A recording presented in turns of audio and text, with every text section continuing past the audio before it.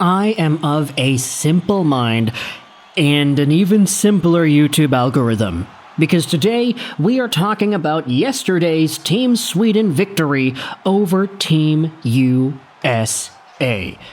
2-1 is the final here for the Swedes over a team that does not have Austin Matthews, that does not have Matthew Tkachuk.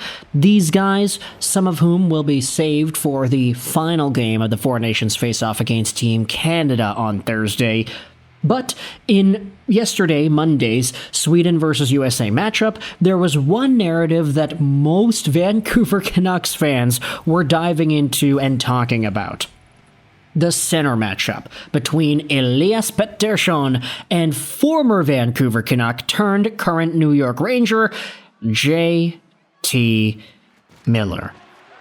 And yeah, we have to dramatically drag out his name when we say it like that. That's just how it goes. This show is brought to you by ExpressVPN. Go out there, check out the first link in the description to save some money on your VPN, get some free months, and support this YouTube channel in the process. If you head over to yesterday's box score results, the game started out 35 seconds in with Chris Kreider scoring his first of the tournament. No Austin Matthews, no biggie. It's Chris Kreider in here from Jack Eichel and Zach Werenski, who makes it 1-0. You then had Gustav Nyquist, who tied it up 1-1, and then Jesper Bratt, who made it 2-1 at the end of the first period.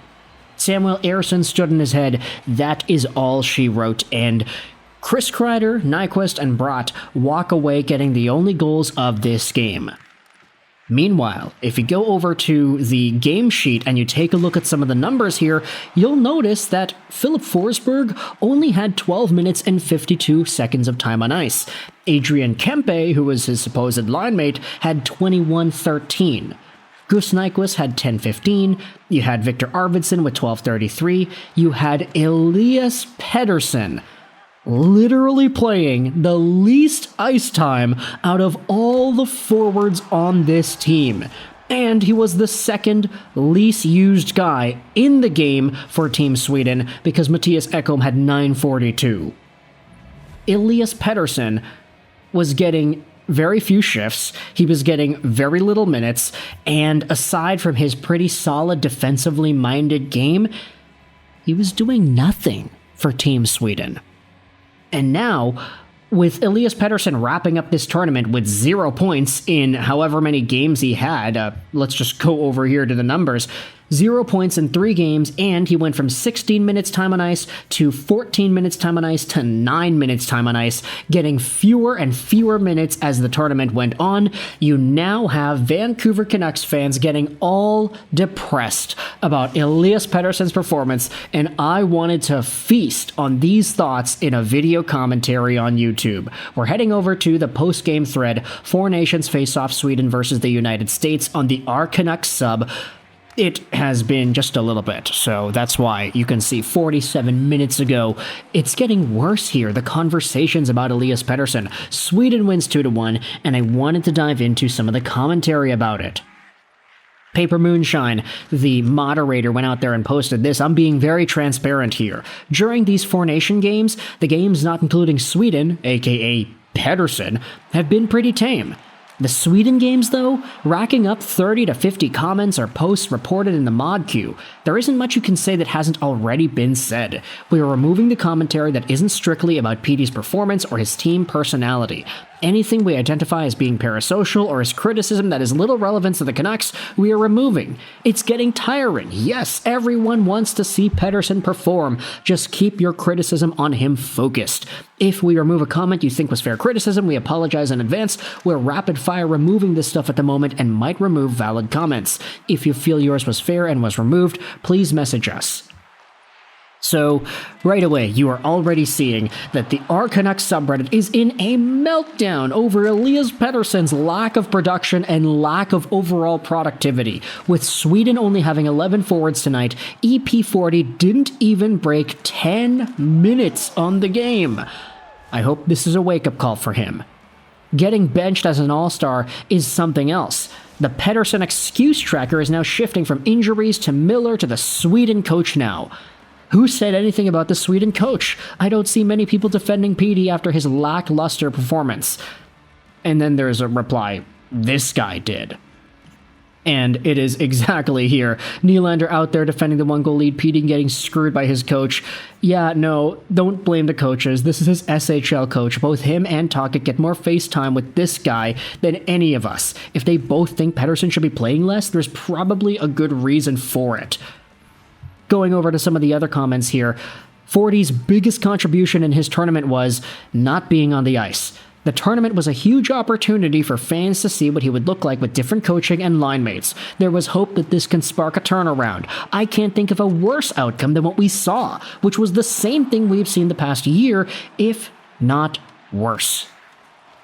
PD confidence tracker, minus 100. I'm so sad about Elias Pettersson. I know I shouldn't have expected for him to miraculously turn it around, but I thought he would show some life. A couple of shots, a deke, a slick pass, I don't know, maybe even a rush through the neutral zone.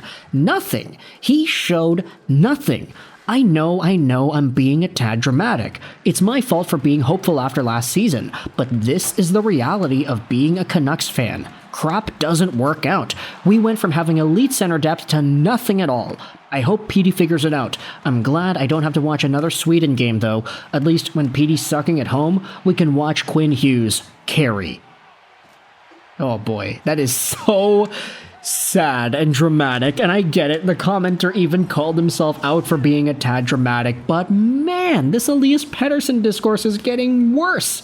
Every other game with Team Sweden where Pettersson shows up and does nothing, it's really putting the spotlight on what he is doing wrong. And I saw a lot of other people talking about this too. People are saying, oh yeah, Pettersson had 9 minutes in the game against Team USA. How many minutes did Miller get? Miller had 1957. He had 25 shifts, tied for the most shifts out of all the forwards on Team USA, and he was out there with the goalie pulled and the 6-on-5. He was on the second power play unit. He was going out there doing his thing, winning draws, winning faceoffs against Pettersson, and just being an overall dog. He was the best faceoff guy on Team USA that JT Miller was. Absolute stud. What a beast of a hockey player. And I get it. There is a lot of ammo that says that trading Miller was the right move. The fact that the Vancouver Canucks are winning now is a good sign. But Elias Pettersson, the guy that we were all expecting to be better after Miller gets traded, has been showing nothing new.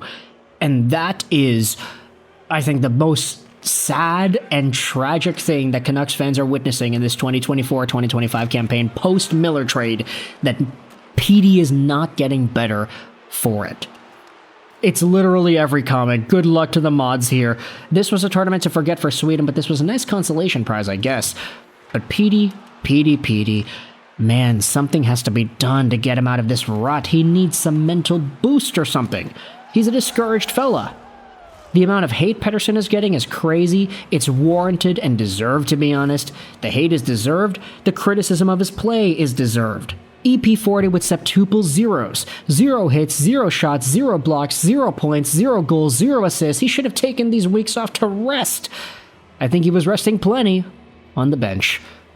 A lot of zeros in his salary, too. Sorry, I had to. Not gonna lie, I thought Petey would come out with a solid tournament. I'm sad to see that nothing materialized. A very disappointing tournament for Petey is an understatement, but we can finally move on. Who is we? We're stuck with him for 7 more years. Sweden can move on. The Canucks cannot. And so, with all the Pettersson discourse getting this out of hand, everybody's talking about Elias Pettersson and how disappointing he was at the tournament. I want you to let me know your thoughts in the comment section below. How do you feel about Elias Pettersson getting worse and the entire Four Nations Face-Off tournament, what this did for his stock as a player and as an athlete? Do you think we are really starting to see the worst-case scenario here?